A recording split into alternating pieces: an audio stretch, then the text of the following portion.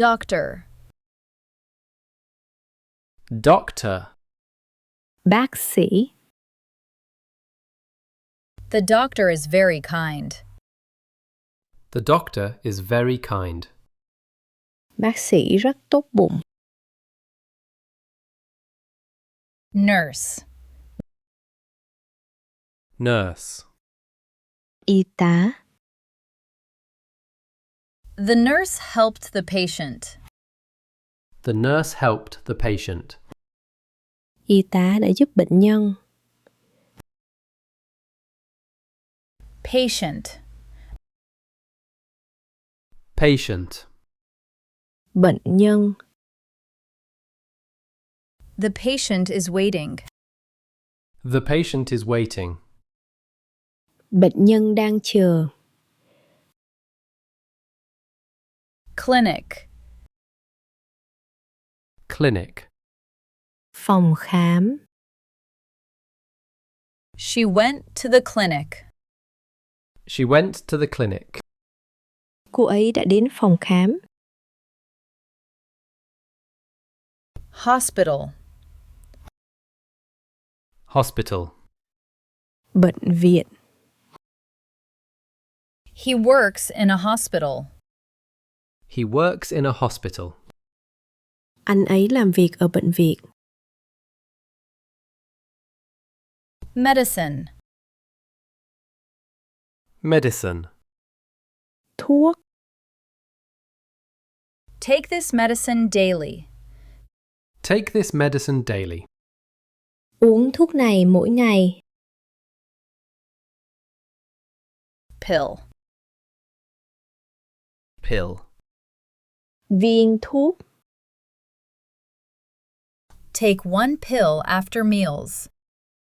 Take one pill after meals. Uống một viên thuốc sau bữa ăn. Tablet. Tablet. Viên nén. This tablet is easy to swallow. This tablet is easy to swallow. Viên thuốc này dễ uống. Injection. Injection. Tiêm. She got an injection. She got an injection. Cô ấy được tiêm. Vaccine. Vaccine. Vaccine. The vaccine protects you. The vaccine protects you. Vaccine giúp bảo vệ bạn. Treatment. Treatment. Điều trị. The treatment was successful. The treatment was successful. Việc điều trị đã thành công. Cure.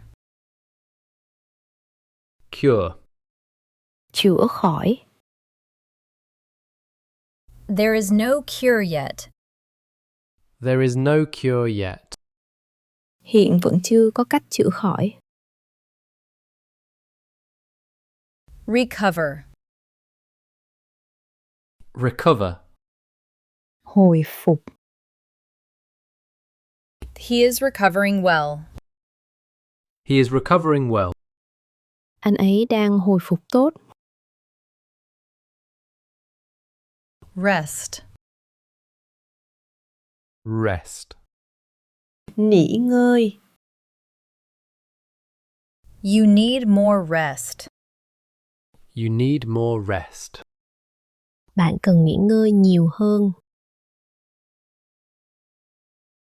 Diet. Diet. Chế độ ăn, ăn kiêng. She follows a healthy diet. She follows a healthy diet. Cô ấy theo chế độ ăn lành mạnh. Nutrition. Nutrition. Dinh dưỡng. Nutrition is important for health. Nutrition is important for health. Dinh dưỡng rất quan trọng cho sức khỏe. Exercise. Exercise.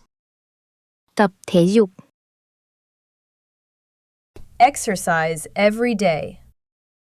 Exercise every day. Tập thể dục mỗi ngày. Workout. Workout. Buổi tập. I had a good workout. I had a good workout. Tôi có một buổi tập tốt. Fitness. Fitness. Thể lực.